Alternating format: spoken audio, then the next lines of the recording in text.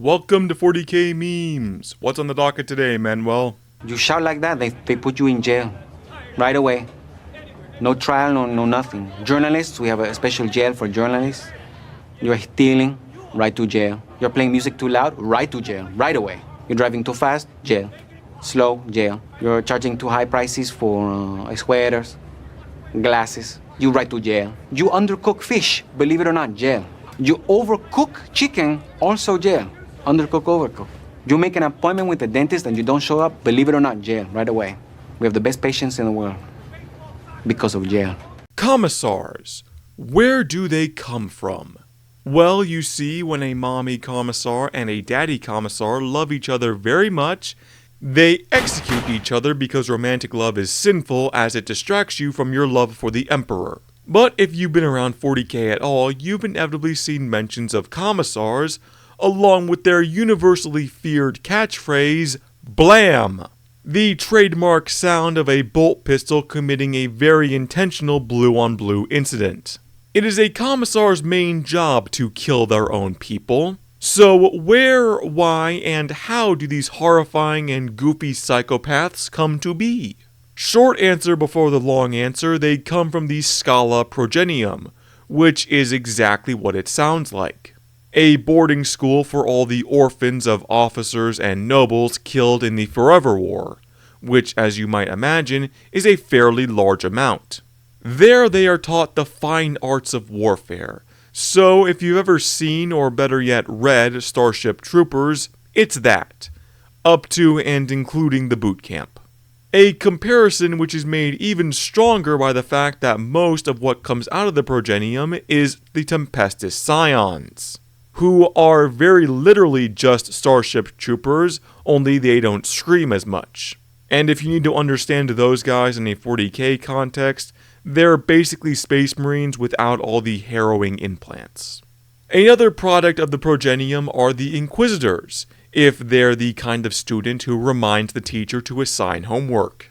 They also contribute members to the Sororitas, the Arbites, and the Astro Telepathica. But we're only concerned with the Commissars, who are good but not fantastic students, and... Alright, I gotta be honest with you fine people, I'm having to rewrite this script because I originally spent like a grand total of 30 seconds actually talking about Commissars, and the rest was discussing the Progenium and stuff in the Imperial Guard. And why?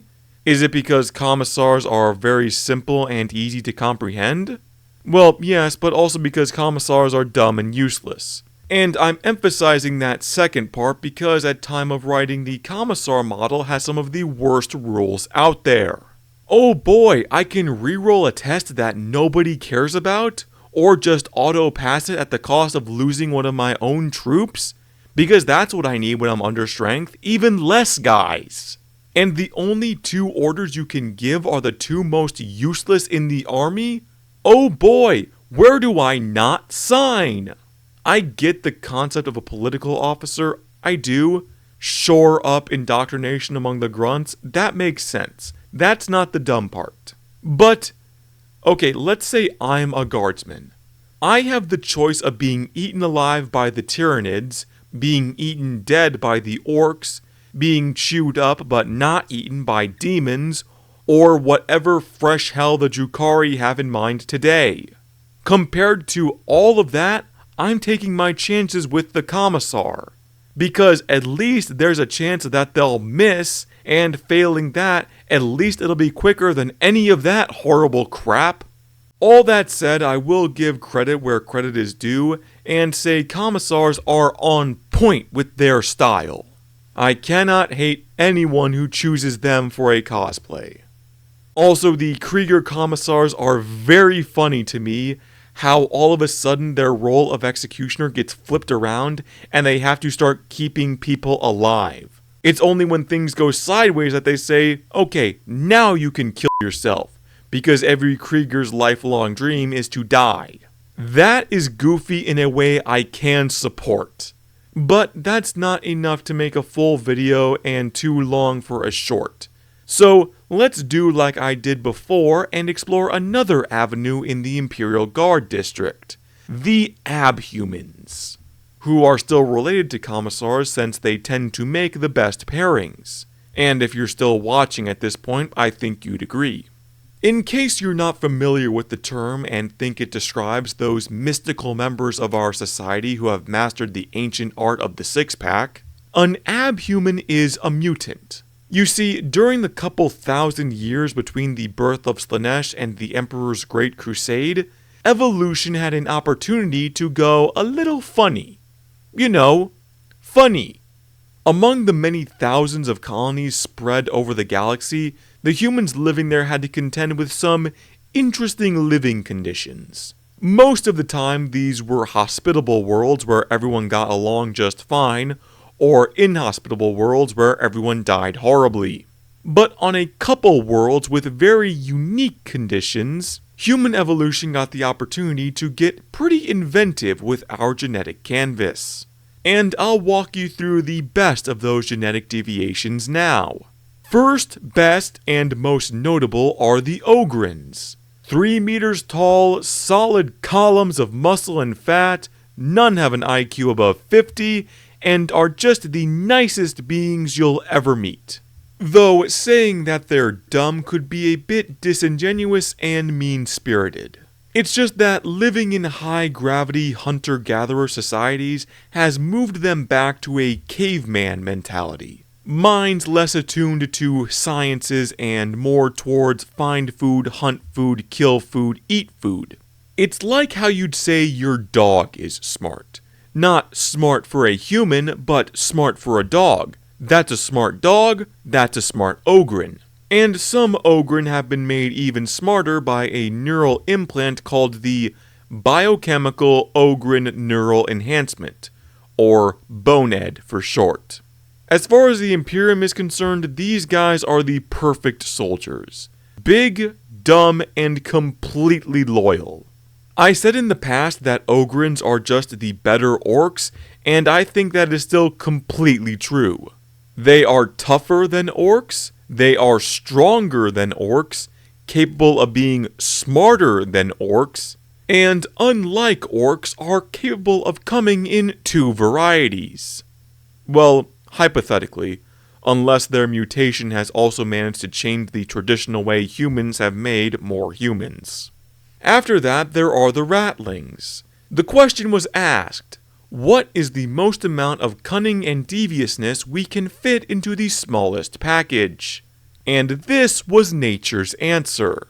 4 feet tall, lazy and lecherous, and better snipers than the Adeptus Astartes.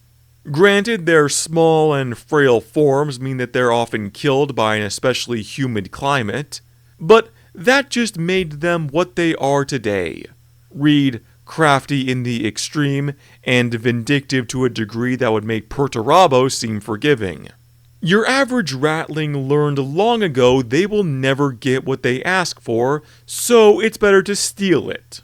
And once that seal's been broken, well, they tend to be some of the best supplied troops in the Militarum. But guardsmen are well advised to treat them with benevolence, lest even more of their stuff go missing, or if they really don't like someone, oh damn it, I missed and accidentally shot Guardsman Fred square in the back of the helmet. Oh, of all the rotten luck. Moral of the story, don't piss off your sniper support. Or your chefs, as they also tend to be canonically great cooks. Weird, but I love it. Of course, on the topic of short humans, there are the squats, kin, you know what these guys are, they're the space dwarves. Great guys, very similar to the ratlings in terms of stepladders, cunning, and penchant for uncompromising revenge. Differences arise that they're more cunning in the technological sense. They are far thicker, by which I mean tougher, by being thicker, and have forsaked and been forsaken by the Imperium for enjoying AI a little too much. I love them, you love them, they're very lovable. It's just a pity that their range is virtually non-existent at this point in history. Speaking of abhumans that aren't on good terms with the Imperium, there are the Beastmen. And I'll be totally honest, I have no idea where these guys came from. A while back I asked around on a Warhammer server what was the deal with these guys, and all I got was 3 people telling me that I asked my question in the wrong format. So it's good to know 40k's asshole quota is still being met. Then I went to the wiki and all it said was, who the hell knows. In essence, GW had brought in ogres, halflings, and dwarves into the realm of 40k, but when it came time for the minotaurs, satyrs, and centaurs, they only had 3 minutes left before the end of the day. So now they exist in the Chaos Space Marine Codex as a unit that's just kinda there. I don't even think you can buy them from anyone anymore. But they're still around in canon, somehow, bound for legends any day now. That special farm where they can frolic and play with all the other discontinued units. But there's one more beast-type abhuman species to cover, and if you know what's coming, you know. Felinids. What if the Khajiit from the Elder Scrolls infiltrated the 41st millennium? Or alternatively, what if the Imperial Guard was composed of cat boys and cat girls? No, I'm not shitting you, this is real. I mean, there's another significant abhuman race, the Navigators, who are instrumental on Imperial Void ships. But if you're gonna do a meme-type video, you've gotta end it with the cats. The canonical cat people of the 41st millennium. Just when you thought Warhammer couldn't get any darker. I'm betting you now either want to jump out a window or start an Imperial Guard army. As for myself, I think I'll compromise on both. You're not welcome, and I'm sorry we had to go through this together.